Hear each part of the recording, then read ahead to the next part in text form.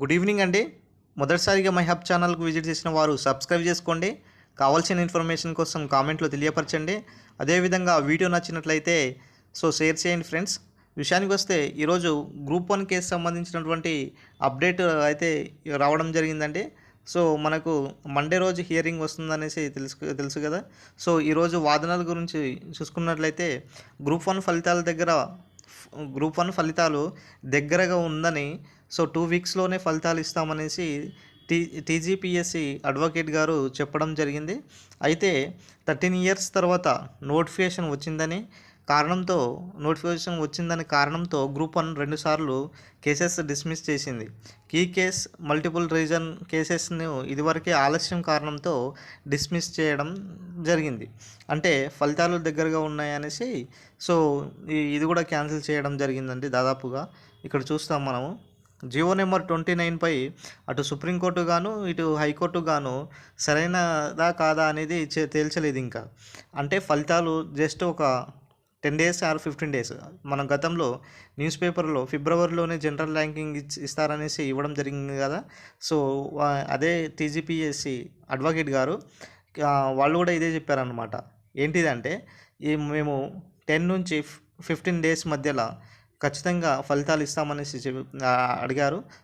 వీళ్ళు దానికి అడ్డుకోవడానికి ముందుకు వస్తున్నారన్న దృక్పథంతో ఈ యొక్క కేసును డిస్మిస్ చేయడం జరిగిందండి.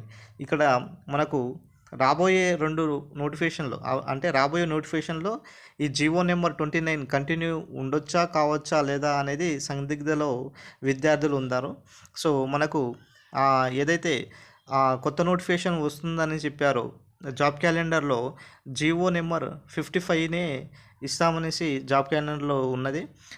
ఇప్పుడు ఈ నోటిఫికేషన్లో జీవో నెంబర్ 29 ఉంటుందండి. మనకు గతంలో కూడా బీఆర్ఎస్ ప్రభుత్వం హయాంలో ఉన్నప్పుడు జీవో నెంబర్ 55నే ఉన్నది. ఇప్పుడే రీసెంట్గా మనకు జీవో నెంబర్ 29 తీసుకురావడం జరిగింది. ఇప్పుడుగా ఓవరాల్గా ఏంటిదంటే అటు సుప్రీంకోర్టు కానీ ఇటు హైకోర్టు కానీ జీవో నెంబర్ 29 అనేది అసలు సరైనదా కాదా, దానివల్ల రిజర్వేషన్లు ఉల్లంఘన నిజంగా జరిగినాయా లేదా అనేది ఎటువంటి వాదనలు జరగక ముందే ఈ కేసును ముందుగానే డిస్మిస్ చేయడం జరిగిందండి. ఇది మనకు ఈరోజు వచ్చినటువంటి గ్రూప్ 1 సంబంధించినటువంటి 2 కేసులు. ఒకటి పీహెచ్ కోటాకు సంబంధించినటువంటి కేసెస్ ఏదైతే ఉందో వాళ్ళకు రిజర్వేషన్లు కరెక్ట్గా అమలు చేయలేదనేసి పీహెచ్ కేసు కూడా వేశారు కదా. ఆ కేసు కూడా ఈరోజు కొట్టివేయడం జరిగింది. ఈరోజు ఉన్నటువంటి ఆ 2 కేసులు కూడా కొట్టివేయడం జరిగింది. ఫలితాలు మాత్రం దాదాపుగా 2 వీక్స్‌లోనే ఇస్తారనేసి మనకు స్పష్టంగా తెలియజేస్తుంది సార్. ఎందుకంటే టీజీపీఎస్సీ అడ్వకేట్ గారు చెప్పడం జరిగింది.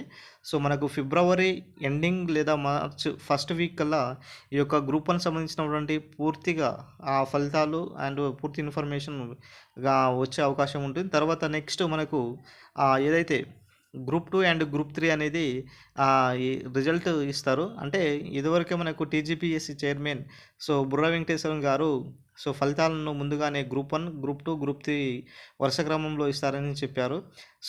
మనకు ఎటువంటి బ్యాక్లాగ్ వేకెన్సీస్ లేకుండా సరైన క్రమంలో ఇస్తారనేసి చెప్పడం జరిగింది ఫ్రెండ్స్. ఇది మనకు ఈరోజు వచ్చినటువంటి గ్రూప్ 1 సంబంధించినటువంటి కేసు అప్డేట్ అండి. ఈ కేసు కూడా 2 కేసెస్లను కూడా డిస్మిస్ చేయడం జరిగింది.